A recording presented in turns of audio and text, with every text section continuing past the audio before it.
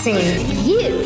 4 years ago, the remains of 95 African Americans were found while a construction crew was building a school in Sugar Land, Texas. Archaeologists determined that these black bodies were part of a new form of slavery that occurred after emancipation, a brutal state-sanctioned practice known as convict leasing. You can't really talk about convict labor without talking about how did they become victims of the convict labor system. But then you also have to talk about why. I'm Eddie Robinson, and stay tuned as we take you on a field trip. That's FEEL. Our ICU production team visits the recently opened educational exhibit called Sugar Land 95. We'll be joined by our tour guide, social studies superhero, Chastity All I Knew Elaude. Oh yeah, I feel you. We hear you. I see you.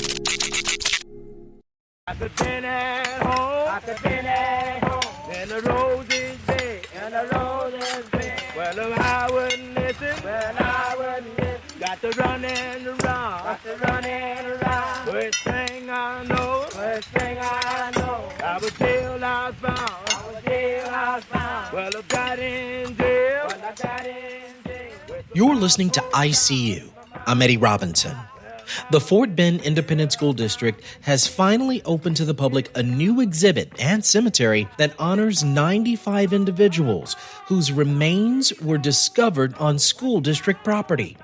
It's believed that these people were all part of the Texas convict leasing system that started as early as 1867. Now, keep in mind, this was after the Civil War and after the Emancipation Proclamation was issued. These remains were found by accident 4 years ago while the district was planning to build a new career center for its students.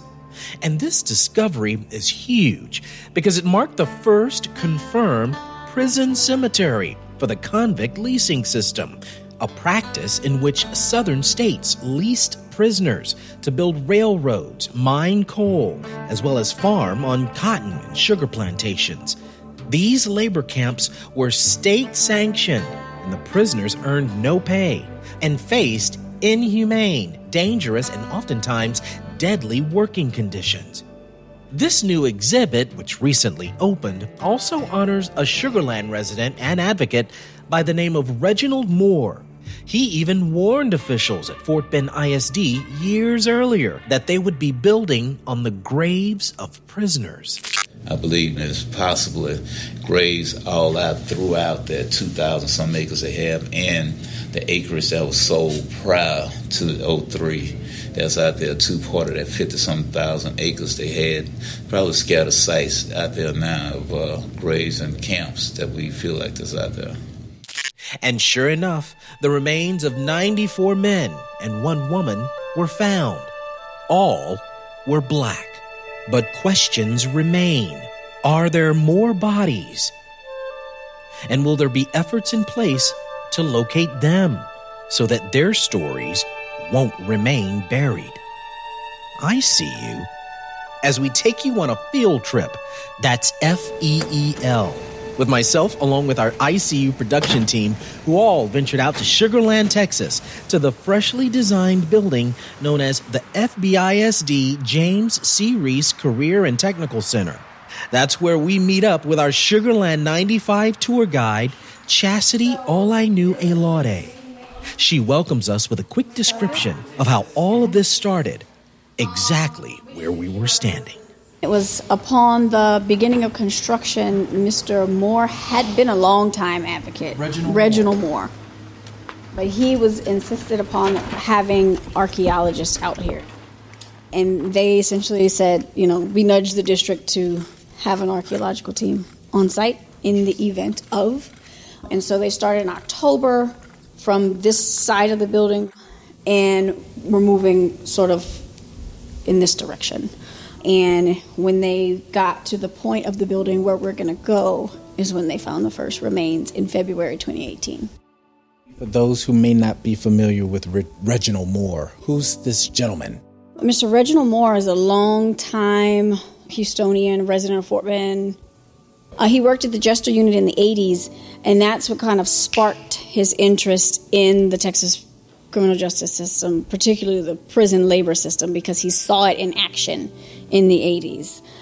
And that is what fueled his interest and motivated him to become, essentially, we call him a local historian. Sure. But then his love for history translated into activism, because he just knew, like when you know, he just knew that there was something about this particular piece of land. And he had attended countless city council meetings, school board meetings, even prior to like all of the movement in and on this property. He was saying, like, I think there's something there. And so he was here during the discovery, and unfortunately in 2020 he passed away. You're listening to ICU. I'm Eddie Robinson, and we're on location in Sugar Land, Texas, exploring a site exhibit known as Sugar Land 95. This is a very beautiful building. It's huge. I didn't realize it was. As we proceed to walk the corridor of this brand new facility, I can't help but imagine what remarkable opportunities that exist for today's youth of color. And yet, over 100 years earlier, young people of color were being brutally tortured and forced into labor, and their human remains were found at this very site. Chastity, our tour guide, points out highlights of the facility, and it's remarkable. A modern industrial interior design, audio, video, communications studios, a culinary arts section, an automotive training area. I mean, this career center was amazing. If they complete the full course of their studies here, they have not only a high school diploma, but an industry certification. And so we'll pass. But at the very end of the corridor, we approach the reason for our visit. The Sugar Land 95 exhibit. Housed in the rear corner of the building, a beautifully lit, modestly constructed, and well-organized exhibit that features 2 major panel displays, all filled with texts, visuals, graphics, relics, nails, glass shards, all on display. Also helping to bring in some natural light, an enthralling stained glass panel with sugarcane stalks etched in the glass, with what looks to be birds flying miraculously out of the stalks. It looks like sugarcane is right in front of the window, as though there was sugarcane in front of the building. We didn't know that that was going to happen. Then you also see 94 birds cascading into the heavens. And we have 1 Texas monarch butterfly who are known to prance around this grassy area to represent the 1 female remain who is laid to rest. As we step up to the exhibit, it dawned on me. There was absolutely nothing in my social studies textbooks in Mississippi that mentioned anything about this history. So I was a social studies teacher. I moved here in 2006, and this part of history was not in any textbook or curriculum that I ever taught for the first decade of my career as a social studies educator. So it was a learning experience for me as well. Chastity begins our exhibit tour by describing how the very first human remains were discovered. We know that the first bone was found in February 19, 2018. When the bone was first sent off, it came back that it was like 98 or 99% not human. But it was our chief operations officer, Oscar Perez, who was like, 98% isn't good enough. Let's do a second analysis. And it was sent off for a second analysis and came back 100% conclusive that it was human. So it was that extra set of due diligence that not only on Oscar's part, but on the backhoe operator who said, wait a second, that looks like a bone, that this even was a thing. I always like to say it was advantageous that it was a public entity and a school district who found what they found. Because I can't necessarily in good faith say that if it was private development, that would have happened. So we like to say it was an opportunity that we had to find it. And so this is what the site looked like. You can see that the landscape was totally broken up. They dug about 8 foot deep into the ground in some places. So that the area where the cemetery lies was essentially a huge pit. in the earth. And apparently, for folks who are out there, it was about 10 to 15 degrees hotter in the ground than it was on the surface. So you could just imagine the conditions that they found these remains in. But once they started digging, I remember watching the news. It was like 4 remains, 9 more remains. And they went for Easter break and they came back and they were like 25, 30, right? 9.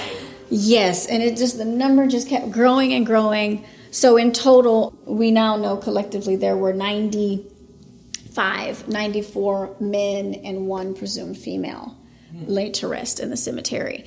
I want to find out your feelings. When you first heard that there would be remains of so-called alleged prisoners, what came into your mind from the very beginning that you heard the news? Shock, like everyone else. I mean, I remember being at home watching it on the news. And I was like, oh my goodness, that's here. Wait, that's in Fort Bend County. Oh, wait, that's in my school district. Wait, that's right by my house. And I was like, prison, convict laborers. And then I started to think about, why don't I know about this? And I jogged my memory. And I have a master's degree in history. And I'm like, and I studied the American South. And I'm like, why haven't I learned about this? I feel like I need a reimbursement for some coursework. And I was just puzzled. And so I was shocked. I was upset because I was like, why didn't I know this? And then I was motivated as a teacher in me. You got to make sure people know about this. And I'm still kind of on that course. I don't know if you've ever met social studies teachers, but we're not like regular teachers. We are charged with action, and it's more than just rote memorization of facts. Social studies teachers go into social studies most times because they want to save the world. It's like you know the power that history has on the future. You know the power that you have as an adult on getting kids to think critically about things. And so that's just me. I've always been a social studies educator since I was little. Even in summers at my grandma's house with all my cousins around, I'd be teaching them lessons, right? And I loved history my entire life. And so how did I get involved with this? Universal timing. I was in the right place at the right time for my call to action to be sparked. I was the social studies coordinator when this happened. And when the discovery took place, I was like everybody else, watching it on the news, ear hustling, what's going on with that? And I said, well, I'm not out there with the archaeologist. I don't really have any stake in this project, but as the social studies coordinator, what are we going to do about this? Because the history, once we knew without a certain of doubt what the site was. Now, mind you, Mr. Moore knew in his heart of hearts, when they found the discovery, of course, it was like, oh, this must have been what he's talking about. But it took about 2 years for research, archival studies, to really substantiate those claims. And so while the research was going on, I tried to stay ahead of the research. So once it was somewhat conclusive, when that news came out and it was thought to be enslaved or convict laborers, I was like, I kind of, with my team of social studies coordinators, we were like, so what are we going to do? Because social studies teachers want to save the world. So we were like, what are we going to do? We got to teach about this. And they were like, well, yeah. And so we started working on plans for how the district was going to teach our students and our community about this magnificent discovery that we had. So that's how I got involved, just putting plans in place for curriculum, developing lessons. And when the time came and the district was like, we're ready to develop curriculum, we're like, oh, we already have it.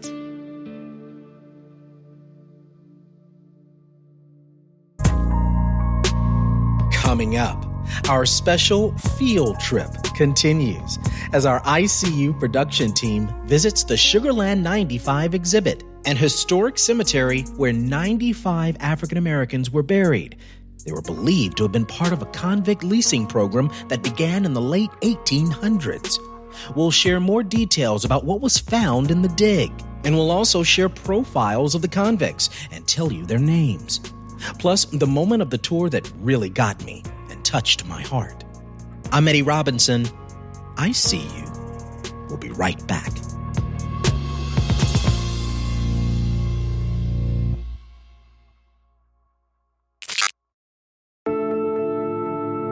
If you're enjoying this program, please be sure to subscribe to our podcast, I See You with Eddie Robinson.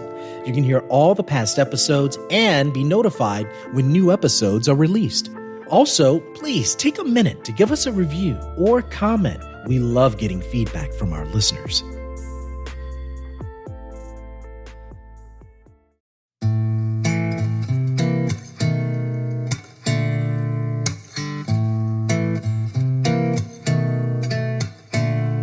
It's I See You. I'm Eddie Robinson, and our production team is on a field trip. That's FEEL.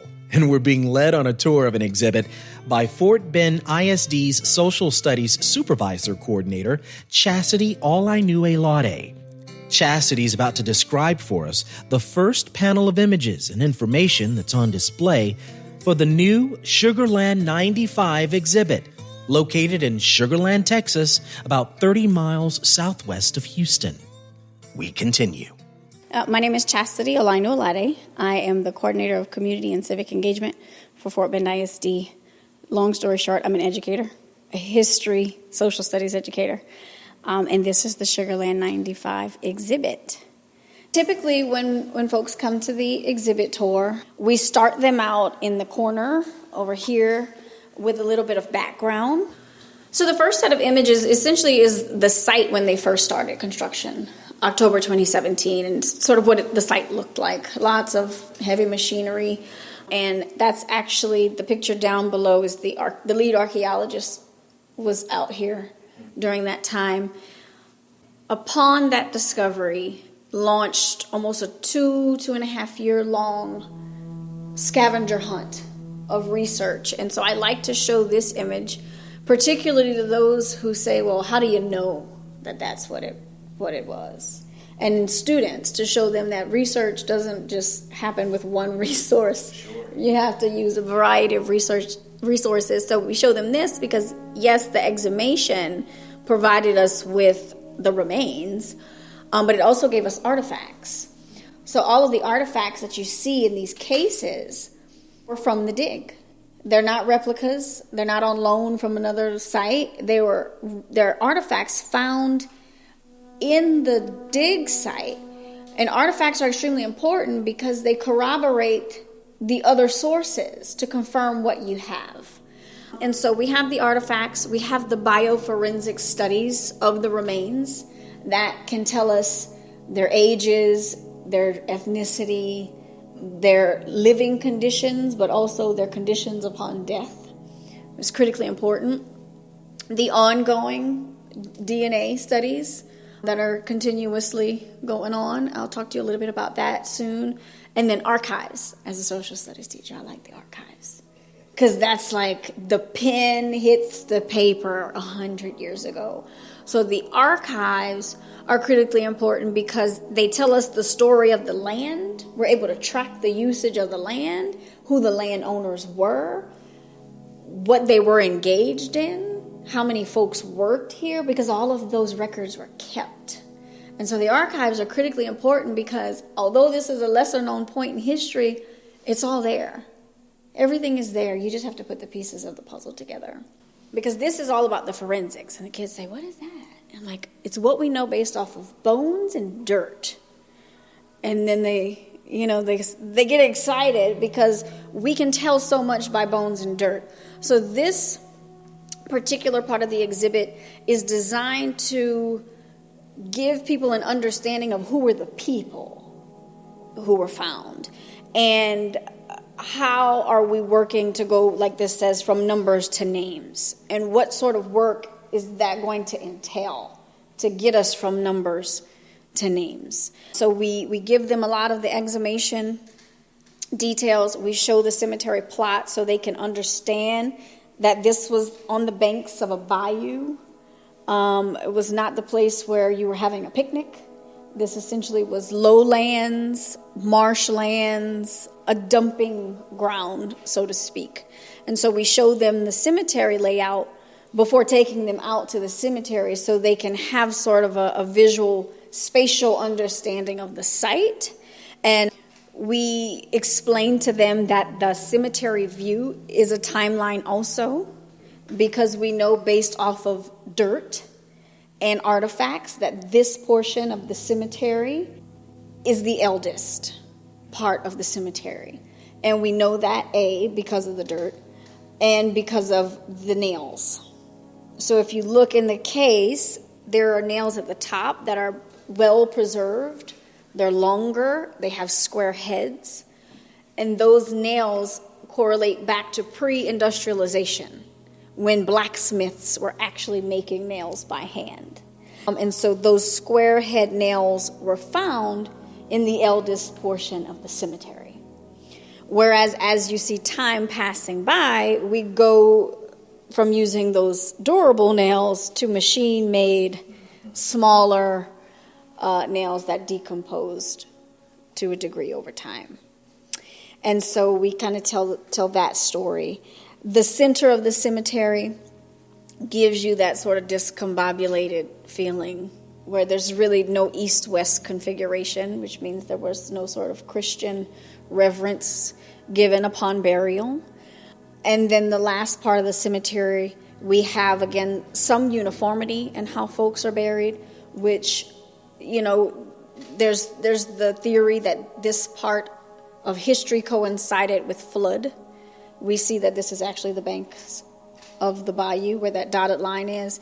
And so with flood, you know, comes mosquito-borne illness. So there could have been an incident where there were multiple individuals either dying in close proximity of time or being buried in close proximity of time. So although their graves were not marked, you would still have some marking or some relic that someone was buried in the recent past. So the wood had decomposed in many of the grave shafts. The wood was decomposed. The clothing, in many cases, was decomposed. Buttons remained, and nails. Nails. What would they have been used for? To shut the coffin. Okay.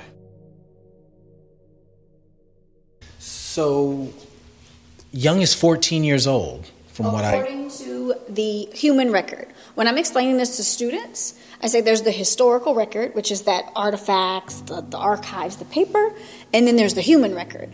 And that's what we refer to the individuals who are buried.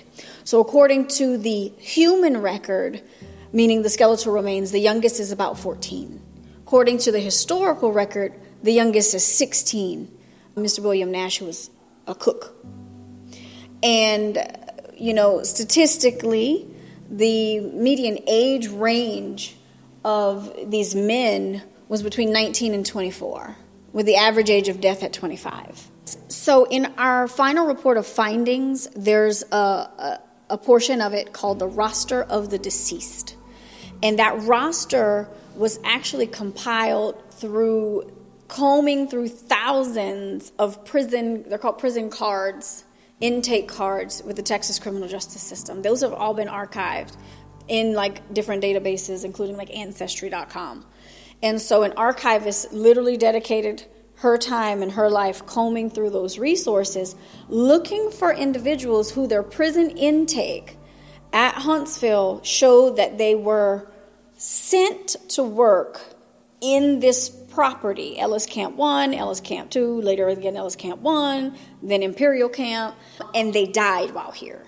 So they're looking for certain descriptors on their prison card. A, they were arrested, B, where they were sent, and C, if they died. And so what was extracted from that essential deep dive was 72 names of individuals who their prison records indicated just such, that they were arrested, sentenced here, and died while on this property. And students go to this, and I don't tell them much, but they start to come up with some of their own conclusions. For example, they all notice like, wow, these are young people, right? But then when they start, if you look at the notes, so the roster has 17 indicators, of course, name, age, county of origin, where you got arrested, what was your crime, how long was your sentence, And then there's the notes. And the notes are super powerful. Because if you go to the notes, if you isolate any chunk on that graph, you can see in the notes, there's like they're passing away within days or weeks or months of being here. And that's what students immediately gravitate to. Like, wow, this must have been a really bad place to be because people don't live very long once they get here. And then they immediately pan over to see, well, how did they die? And you'll see on the list, pneumonia and heat stroke are two of the most common causes of death. And so then I tell the kids, what does that mean if people are passing away from pneumonia and heat stroke? And they say, well, they must have just been exposed to the elements, right? And so I like the roster as a tool that you can use to engage students to learn and understand this. And then it leads us into the conversation around how did these people, this age, this demographic, end up here? And then we can have that conversation that ties back to the 13th Amendment, the fact that most of them are listed as just laborers. Meaning if you had a job, your job was listed. If you were a laborer, it means you were able to do work. You might not have been doing it. And then they say, oh, that was vagrancy, right? And so we start to see some connections in that. You're listening to I See You. I'm Eddie Robinson. As we're on a field trip out in Sugar Land, Texas, our production team is exploring the new exhibit known as Sugar Land 95. It's the site where the human remains of 95 black workers were discovered. They were a part of a new form of slavery known as the convict leasing system. At this moment, our tour guide, Chastity, is identifying some of the convicts. You can tell just by quickly reading some of the notes that are on display that many of these prisoners died shortly after they arrived on the labor camp. Listed causes of death included malaria, pneumonia, heart diseases, clots, heat strokes, and stomach ailments. I even noticed one convict, based on the notes, had experienced a total of 60 lashes from what I could have only guessed would have been from a whip, and suffered at least 3 gunshot wounds. As I continued to listen to Chastity, I couldn't help but get caught up emotionally by the young prisoner that Chastity briefly mentioned. A 16-year-old listed on the panel of laborers whose name was William Nash. He was 5'4", weighed 151 pounds, and was listed as a cook from Georgia. He was slated to serve 4 years for theft of property valued at over $20. He died from a traumatic brain injury or brain congestion. He had scars on his forehead and on his left temple, as well as other parts of his body. Fingers on both hands were also disfigured. 16 years old, a person the age of my little cousin in North Houston, forced into labor and having to die this way. And I just glanced up and read other notes from different convicts. Peter Brown, age 23, a Texan, whose left eye was totally removed with his own eyelid closed over it. 18-year-old Scott West with scars on his forehead, shoulder blade, and groin, killed while attempting to escape, according to the notes. 39-year-old Ben Franklin, whose toes were cut off of both feet with scars and burn marks. As one historian put it, convict leasing was as brutal in a social sense, but fiendishly rational in an economic sense. When one black worker died, then that worker simply was replaced by another convict.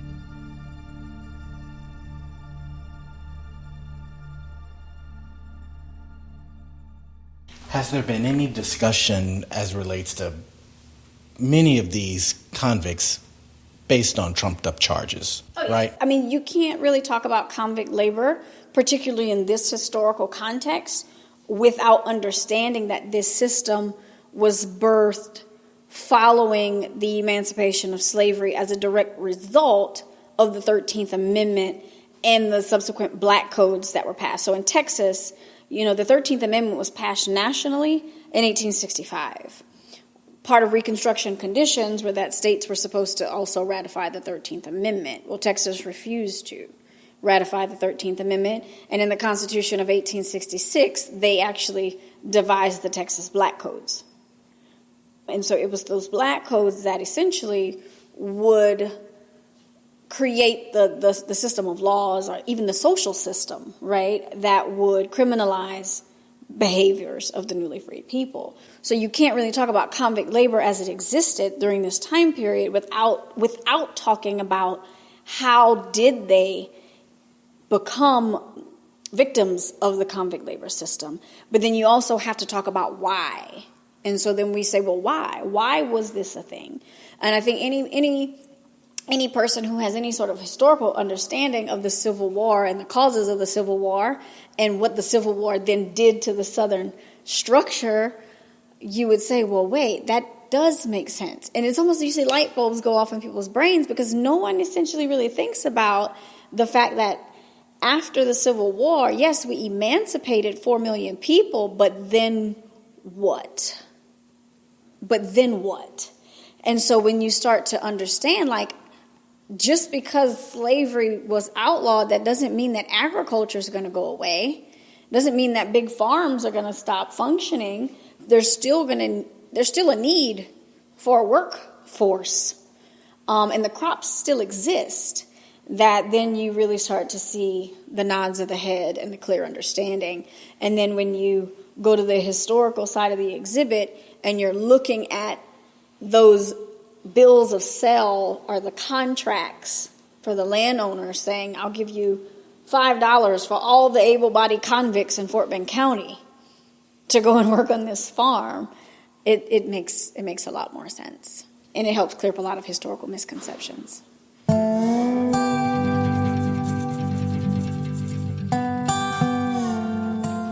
So most of them are agricultural relics. So at the top, of course, this is the bottom part of an Aggie. The wood would have deteriorated. It would have had a long wooden rod, such as you can see in that bottom picture. We have here some medicine bottles, alcohol bottles. This was a spoke and chain that essentially would have been pounded into the ground, and affixed to it would have been a chain of individuals. So it would have been used to hold the line in a row. They weren't able to, so chain gang labor. My favorite artifact is actually in the case over there. It's a wooden die that was actually found in between grave shafts. I particularly am fond of that wooden die because it represents, when you think of people playing a game of dice, you think joy. Like it's a moment of lighthearted life. And so when we think of just how young these men were, I don't know if after working a 20-hour shift they had time to have a moment of joy, or if someone had carried that with them from their home, and that was the one thing that maybe reminded them of joy. And so I really, really am fond of that wooden die.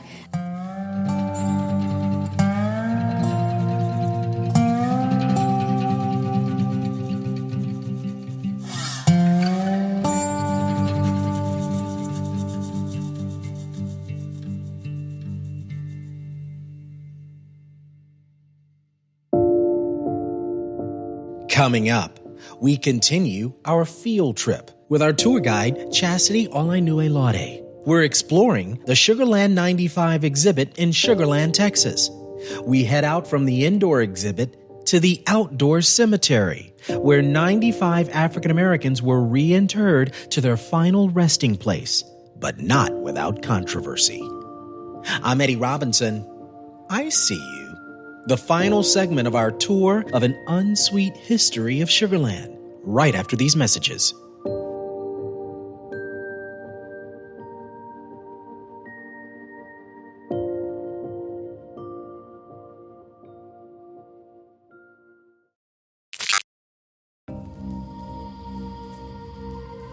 If you're enjoying this program, please be sure to subscribe to our podcast, I See You with Eddie Robinson.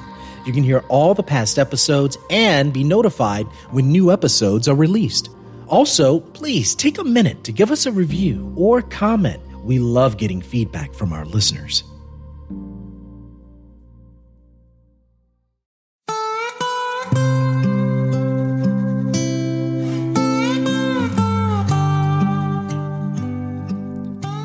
You're listening to I See You. I'm Eddie Robinson as we continue our tour of the Sugarland 95 exhibit located in one of the fastest growing suburbs of Houston, Sugarland, Texas. Chastity All I Knew Elade is our tour guide. And as she guides us outside to the historic cemetery where these individuals now lay to rest, I mentioned to Chastity that I could recall so much debate and controversy that had erupted once all the remains had been found. The question of where those remains would be reinterred became a huge concern. This project is not shy of any controversy. Every step of the way, there is always multiple perspectives and multiple points of view. Every step of the way. And so I'm not surprised when met with a counter argument or a different perspective, because it's existed since the very beginning of this. It existed before the discovery, down to the land purchase to the construction. So it's the nature of this particular project. I think there's a beauty to having those multiple perspectives, because for me, as the leader of this work, it continuously kind of puts you back in line, right? And it holds you accountable to making sure that you actually hear all of the voices and that the work that we're doing is done in good faith. And so sometimes the controversy is controversy, but a lot of times there's always pieces of it that you can pull out or reflect upon and make adjustments as you go. And with that, our team grabbed our microphone and proceeded to the outdoor cemetery. Y'all want to go outside? Let me get my keys. Where 95 African Americans who worked relentlessly in the scorching Texas heat were buried. These harvesters gave their lives under brutal and horrific conditions to sugar plantation owners that built up fortunes for their families. We continue our tour and learn more history about the ownership of the land and how the state of Texas began leasing inmates to private enterprises outside of prisons. When I come out here, I like to give people a 360-degree tour of Sugarland in 5 minutes. And they say, how are you going to do that? And there's so much history right here that spurs off of this cemetery. And I'm going to start here. If pointing north of where I'm standing, you'll see the water tower that's blinking. The water tower is where the Sugarland Imperial Sugar Factory is. You can't tell this story of convict labor without telling the other half of the story, which is who owned the land and who commissioned the work, right? And so we know that the property we stand on here, we have the record of its transfer from post-Civil War being part of the James Freeman plantation. We know that the earliest part of that cemetery most likely coincides of when Freeman owned the farm. Freeman then sells the land to Littlebury Ellis, who amasses over 5,400 acres of land, essentially reestablishing the Hodges League. If you study that old Texas history, the leagues, the old 300, right? Alexander Hodges was one of those founders. And so this 5,400 acres or so of land, he amasses it and renames it Sir Tarsha Plantation, mind you, post-Civil War.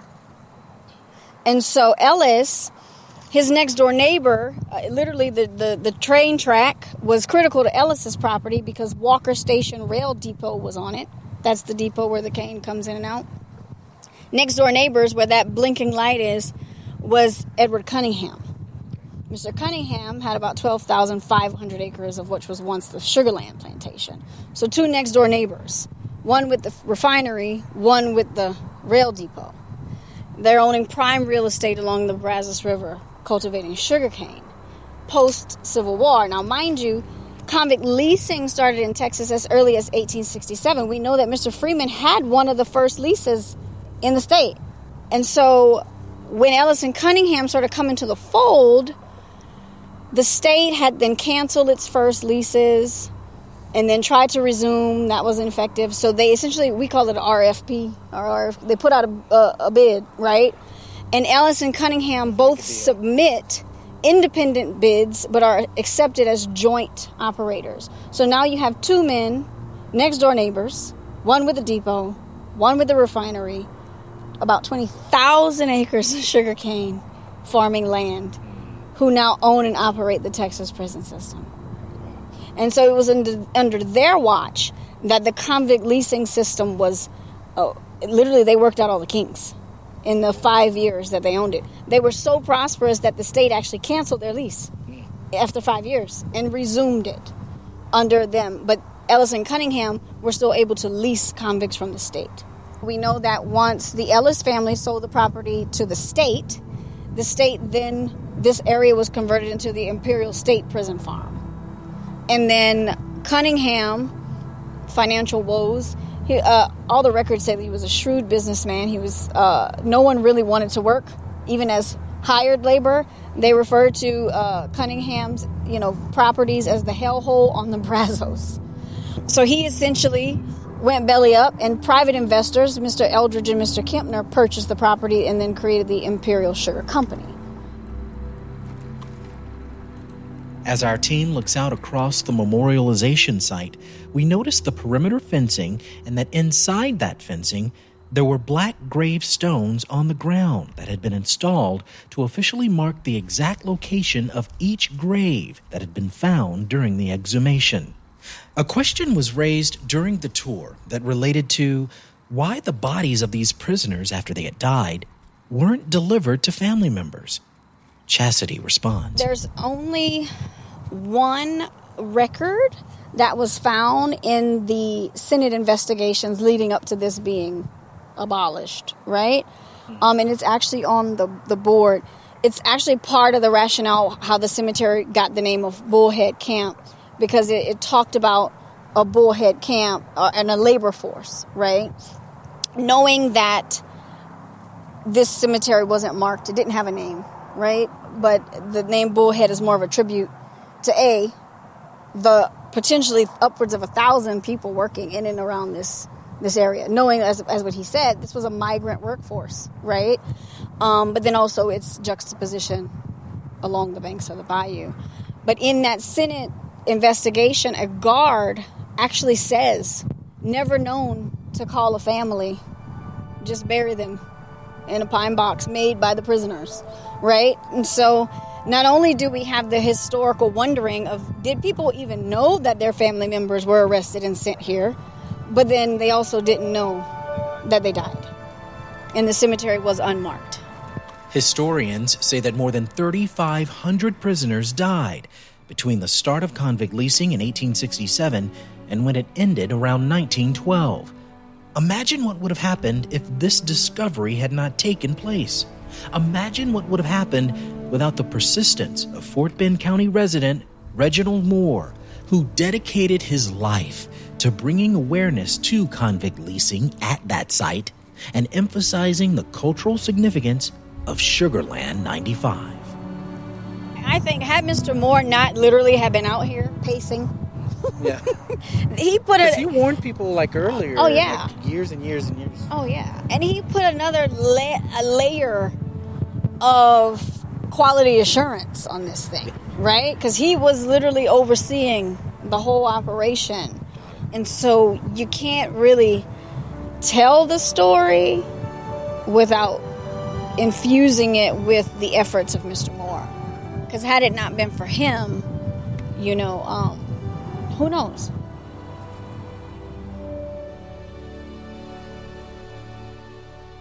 It's I See You. I'm Eddie Robinson, and we're on a field trip with our tour guide, Chastity Olainue-Lade, as our production team explores the Sugarland 95 exhibit. As we make our way back indoors, Chastity continues our descriptive tour and provides an explanation that of the 95 bodies that were found, Only 72 names have been identified thus far.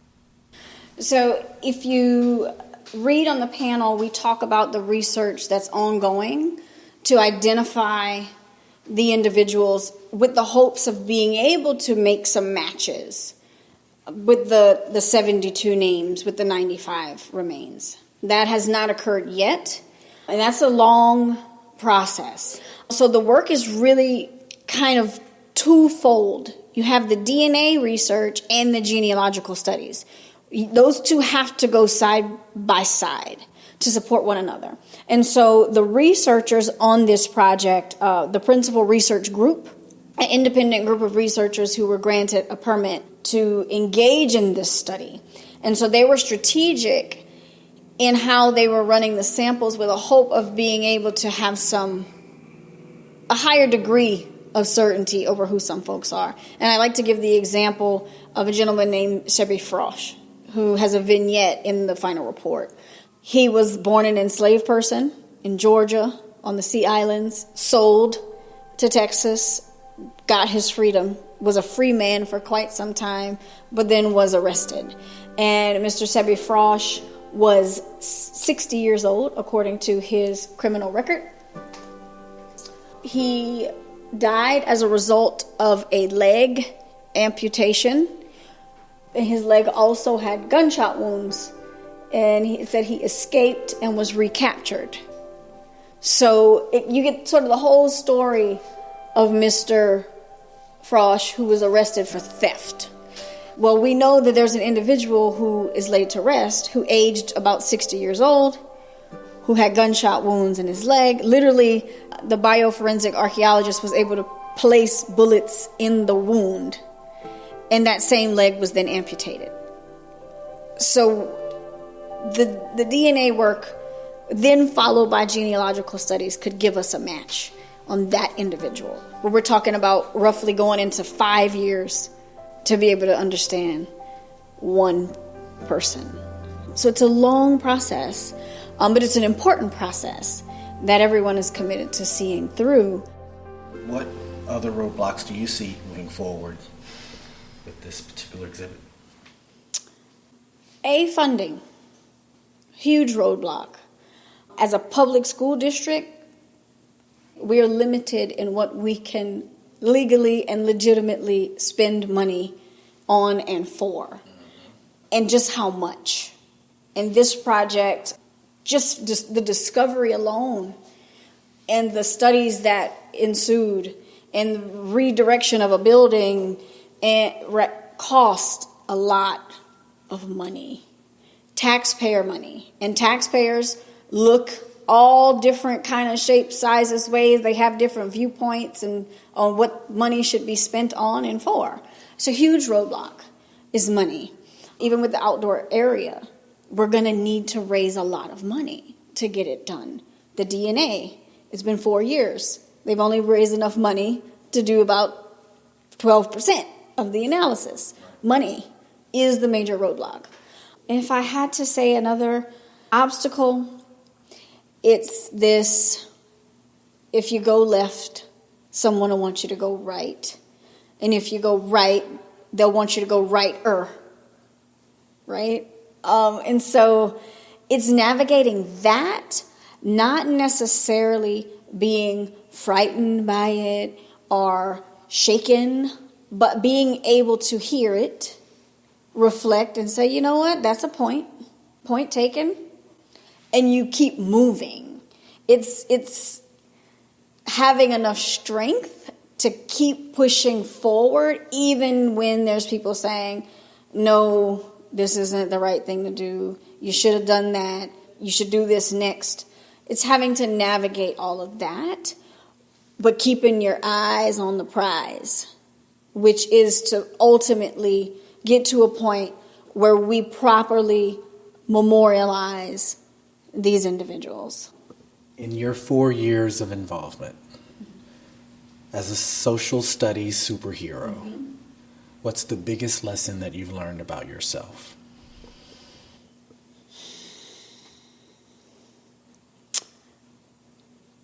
That teachers are the single most important group of people in a community. And that I'm a teacher. And so I don't toot titles or fancy placements. I always go back to I'm a teacher. And at any moment, I could go back to being a teacher. I don't think I ever stopped being a teacher. And I learned that about myself because when I left the classroom to get into administration, you kind of lose some of that, right? Like if you're on the other side of things. But this, I was like, the points in my work that I go home the happiest, I feel the most fed, and that I'm the most proud, not only of myself, but my school district, is when I get to teach other people. Like, I look forward to these exhibit tours. I'll stop everything to make sure I can get to a tour. And is there anything that still surprises you as you were doing your research yourself, learning about all of this? What really shocked and surprised you the most? This is what surprised me, and it still surprises me every day, and it's sort of a new passion that I've developed. It's like, where is the Black history in Fort Bend County? Now knowing, like, Fort Bend had one of the largest enslaved populations pre-war, largest free populations post-war. Where is it? Where is it? Like, I stay up at night trying to figure out what is the history of this place that I call home. I've been here for 17 years. Thank you, Chastity. Thank you. Thank y'all for coming. This was fun. We thank Chastity and Fort Bend ISD for allowing ICU to pay a visit to the Sugar Land 95 exhibit.